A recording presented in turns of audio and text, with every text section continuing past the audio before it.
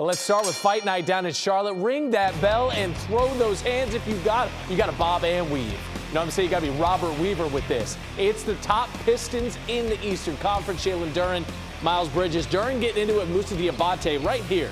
They get face to face. And then Duren's like, man, get that out of here. Shoves his face.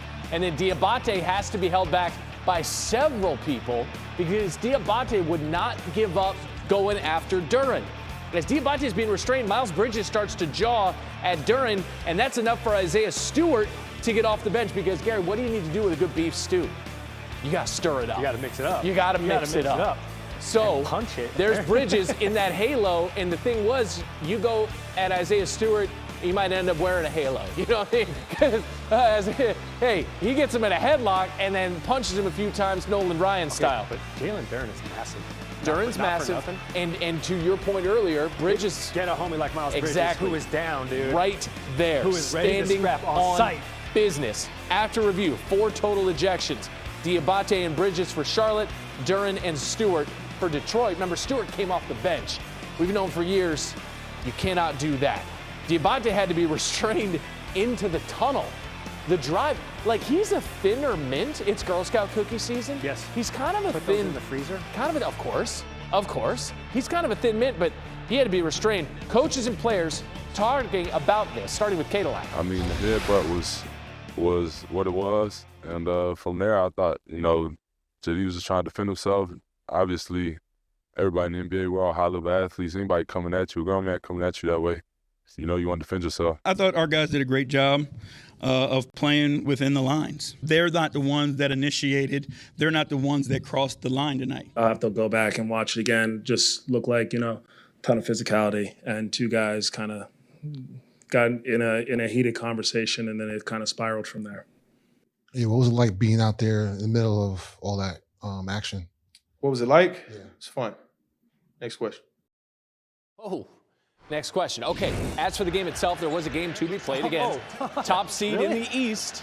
And then the Hornets have won 9 straight. They played their way into playoff contention. They're in the play-in round. They're the 10 seed in the East. But Cade Cunningham, 2 threes for the Cadillac Pistons up by 9. Grant Williams is going to go ahead and be involved in this thing because coming back down the floor. So that is Paul Reed. Williams gets into Reed. Okay. And actually, they call the foul on Williams, and Charles Lee, who you heard from, he's your Hornets head coach, he gets ejected because he's going back and forth with the referee about it, and he insinuated after the game that Reed flopped. He said that Williams was just walking down the lane.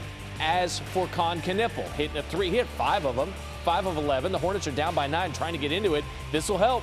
Up fake, reset, got it. Hornets down by 6. Knippel had 20 points. 6th rookie in Charlotte history with 1,000 points. 2nd in the last 20 seasons. Cunningham, though, he's not a rookie anymore, man. 55th career game with 30 or more. He had 33. Tobias Harris had 11. A little mid-range over Knippel, and that's how the Pistons cool off the Hornets. Detroit improving to 17-7 on the road this season. 2nd best in the NBA, behind only OKC. No punches thrown in Denver, but a battle of some heavyweights. You got Spider Mitch and James Harden, his 2nd game with the Cavaliers, taking on a Denver team who isn't playing up to their standards. They've dropped 4 of their last 5. Jamal Murray turns this ball over about midcourt, 5.5 to play, and then Jared Allen just skying.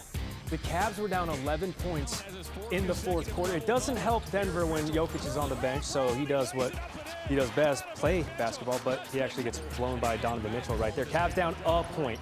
It's Mitchell again to Allen again, same result. Cavs just down a point. It's 115-114, 96 to play. Jokic backing down Allen, left-hand finish. Got it. 3rd straight game with a triple-double for Nikola Jokic. James Harden, what's he going to do? Step back in that Rocky Mountain thin air. 3 of his 22, 10 boards, 7 assists. Cavs tie at 117. The bench looking for a whistle. Keep looking. Final seconds of the game. Jokic kicks it to Tim Hardaway Jr. No. Cavaliers have an opportunity. They're going the other way. 5 seconds to go. Donovan Mitchell, what's he going to do? Jared Allen, look at him. Flashing. You heard the whistle. Mitchell goes to the line. He hits both free throws for a 2-point lead. He had 32 points, by the way. Off the inbound, Jamal Murray to Nikola Jokic, and that's a good look. 0.9 seconds left, falls just short. The Cavs are racing 11-point 4th quarter deficit. Duren is fouled, and oh my goodness, Moussa is coming for Jalen Duren, and he won't stop. Now here at center court. Now Miles, and beat still. punch is being thrown. This is out of control. And Musa is still upset. JD and Stu consider themselves to be brothers. Human instinct tells him to protect his little brother. What was it like being out there in the middle of all that action? What was it like? Yeah. It's fun. Next question. That's one descriptor. David Dennis Jr., Monica McNutt joining the program now this morning. Good morning to you both. David, we'll start with you. You saw that, what happened last night in Charlotte, and thought what? There are two types of people in this world, first of all. There's Duncan Robinson, who wants no smoke and walks away, and there's Beef Stew, who's going to run to the fight with his knees taped up no matter what. Like, that is incredible cinema last night that we saw. But for anybody who thinks that regular season basketball lacks intensity, just watch that game. It's amazing to see just 8 months ago that Detroit Pistons team was the scrappy underdog. Now they're the top of the East, and they're facing a scrappy underdog in this Hornets team. And I think overall, this Hornets squad learned a lot about playoff intensity, about defensive intensity, about outgiving somebody exactly what they're giving back to you. That Hornets squad did not back down. They gave the Pistons everything they can handle all the way to the end of that game. If this is not the 1-8 matchup, I need it. Inject this into my veins come playoff time. Okay, so let me just add, I was watching this game because, as you know, the Hornets come into this one on a 9-game winning streak, and the Pistons have been the top seed in the East. The first half, I did not see this level of fracas developing. Like, it was a solid basketball game. I believe it was like an 8-point game at the halftime mark. After this happened, you actually thought that the Hornets sort of were literally punched in the mouth. They fell into, I believe at the most was a 15-point deficit at one point. So to me, it was really impressive that without some of their key guys, Musa Diabate has been important to the energy of what the Hornets have been able to do over this win streak. To me, it was really impressive that they were able to gather themselves and make it such an interesting contest by late in the fourth quarter, because I'll be honest, around halfway through the third after this happened, I was like, all right, well, they checked out, they're emotionally spent. So I do think it was a moment of growth for the Charlotte Hornets for sure. And the Pistons, they've made it clear that they want all the smoke for a while now. They have that energy. I love JB Bickerstaff saying, we didn't cross the line. When literally Isaiah Stewart crossed into the court, he crossed the line. He had ice on his knees. All right, as for the Lakers, they lost to the Thunder last night. LA's third straight loss against OKC. Listen to what LeBron James had to say post-game. Where do you see the gaps between like where they're at and the things they do well consistently versus like kind of the build that you guys are trying to put together? You want me to compare us to them? No, I want to know where you think though that like sort of as this team is on, it's like that's a championship team right there. We're not.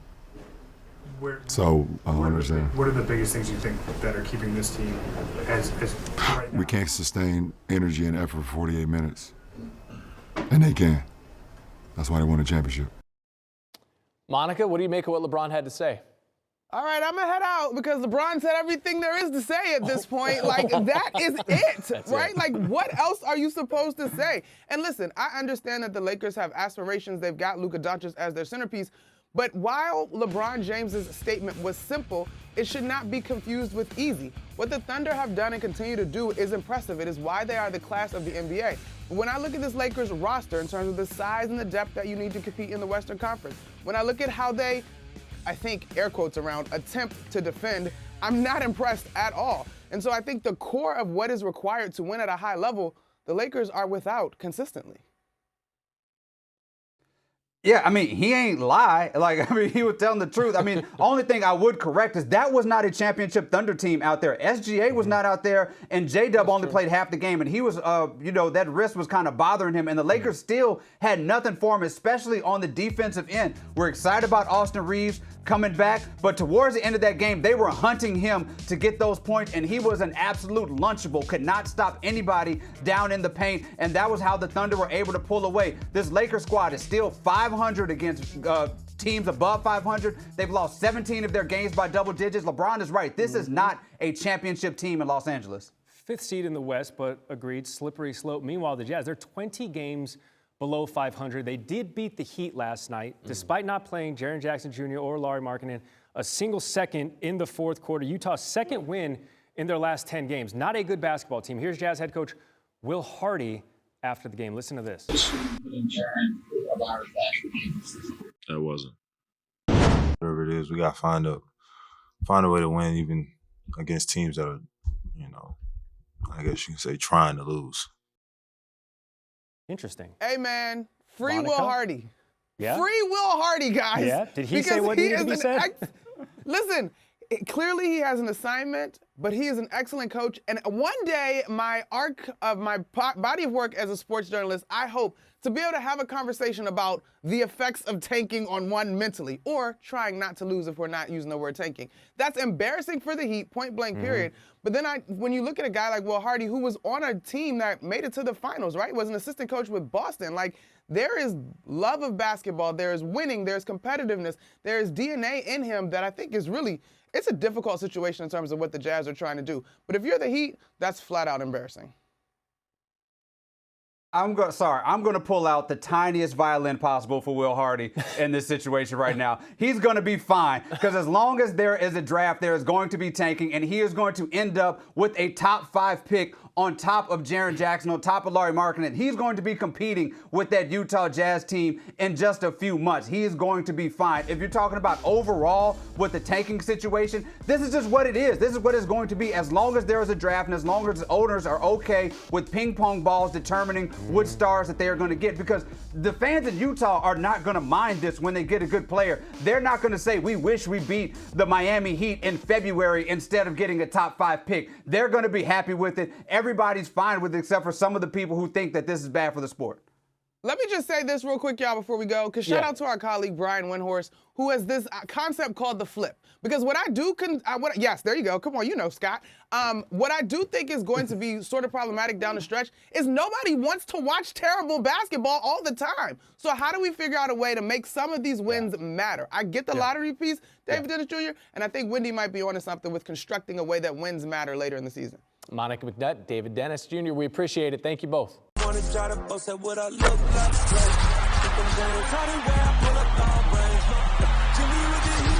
fire. It's 88 over here.